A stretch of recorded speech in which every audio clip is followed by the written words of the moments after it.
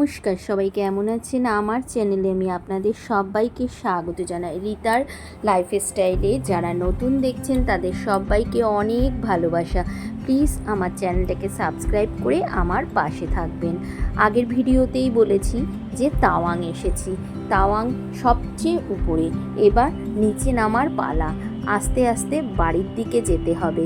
মনটা খুব খারাপ হয়ে আসছে, কিন্তু তাও বাড়ি তো ফিরতেই হবে, তাই ঘোরাঘুরি করে এবার আমরা বাড়ি ফিরব।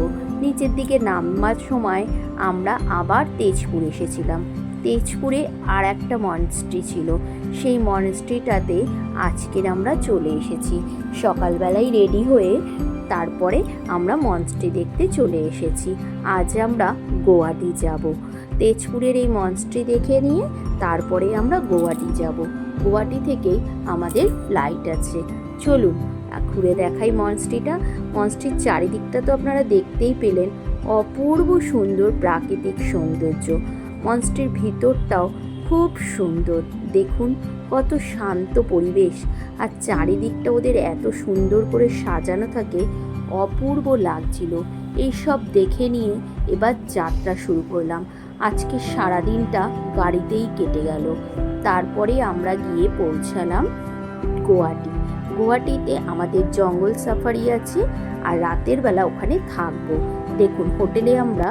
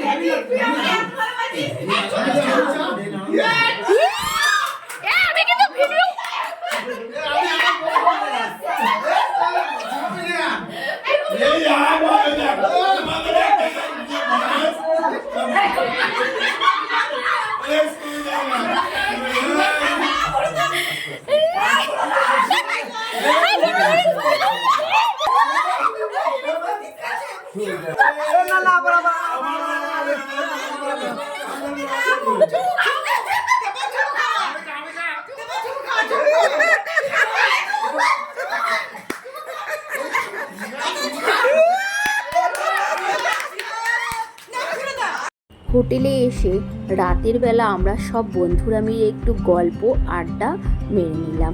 আপনাদেরকে তো দেখালামই, কত মজা করছিলাম।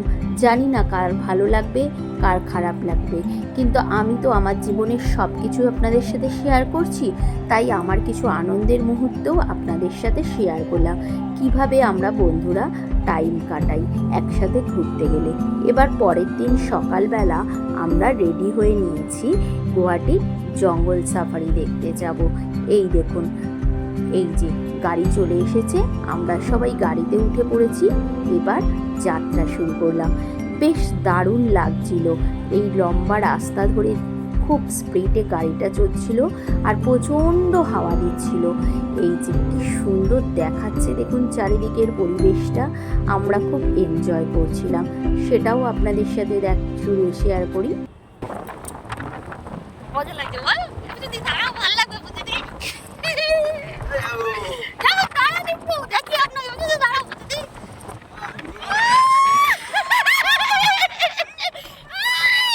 মজা লাগছে তো করে নাও। ওখানে গিয়ে কিছু করা যাবে না,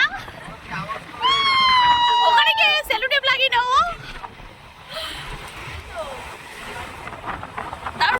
এবার চলে আসলাম জঙ্গলের মধ্যে। এবার গাড়ি এন্ট্রির সব প্রসেসিং আছে, যা যা করতে হবে, কতজন মেম্বার আছে, কি করতে হবে গাড়ি এন্ট্রি করার জন্য, সব প্রসেসিংয়ের জন্য আমরা লাইন দিয়ে দাঁড়িয়ে আছি। এবার আমাদের প্রসেসিং হয়ে গেছে, আমাদের ভিতরে ঢোকার পারমিশন পেয়ে গিয়েছি। এই দেখুন এবার আমরা শুরু করলাম যাত্রা।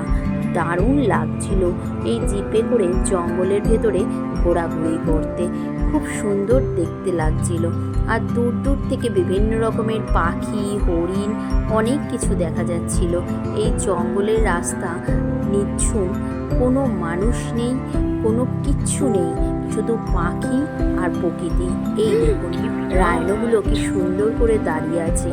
এই জঙ্গলের প্রধান ব্যক্তি হলো এই রাইনো। একটা শিঙালা রাইনো দেখতে পাচ্ছেন কত বড়, অনেক দূর থেকে আমরা দেখছি, কিন্তু ওদেরকে দেখে মনটা খুব ভালো হয়ে গেল।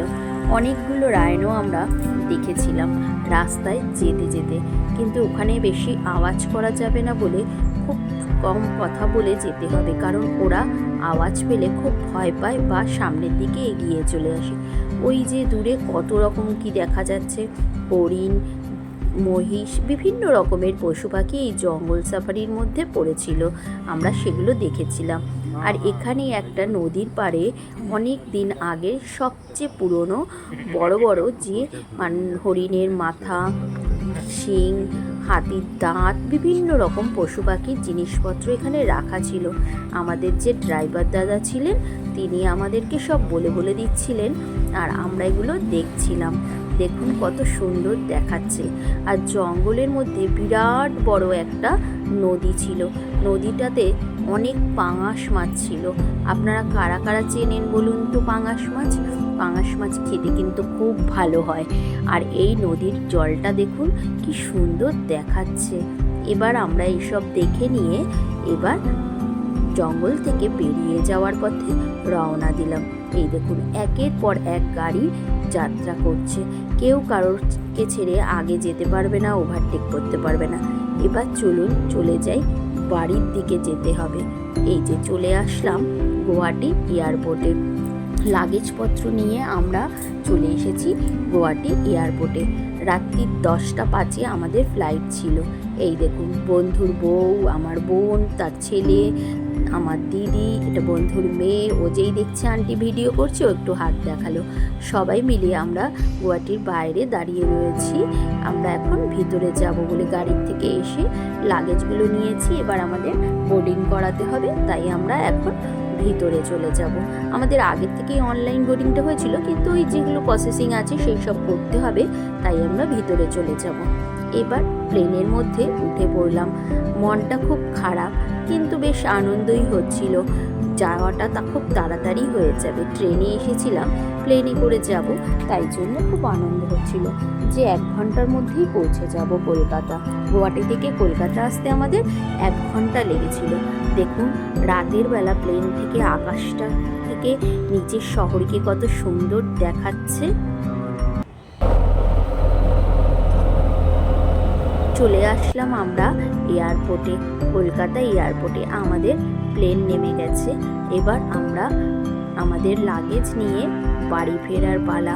কেমন লাগলো আমার ভিডিওটা অবশ্যই কমেন্টে জানাবেন, আর সবাই খুব ভালো থাকবেন, আমার পাশে থাকবেন।